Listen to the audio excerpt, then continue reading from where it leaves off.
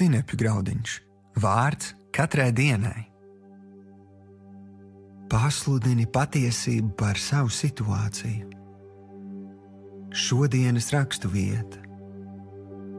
Bet Jēzus tiem saka: jūsu mazticības dēļ, jo patiesi es jums saku, ja jums ticība ir kā sinepju graudiņš, tad jūs sacīsiet šim kalnam: pārcelies no šejienes uz turieni, un tas pārcelsies, un nekas jums nebūs neiespējams.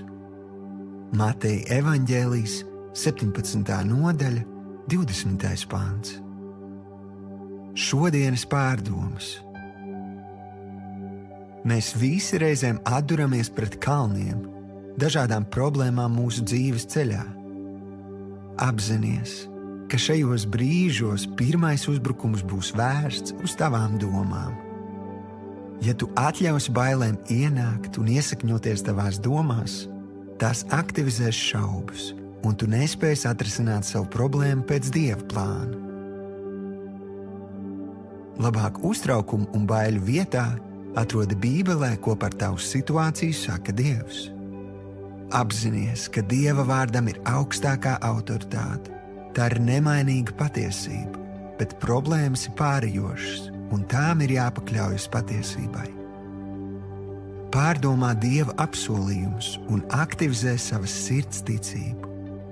Pasludini patiesību par savu situāciju, un tu redzēsi, kā tavs problēmu kalns pārcelsies, un tev pašķirsies līdzena teka.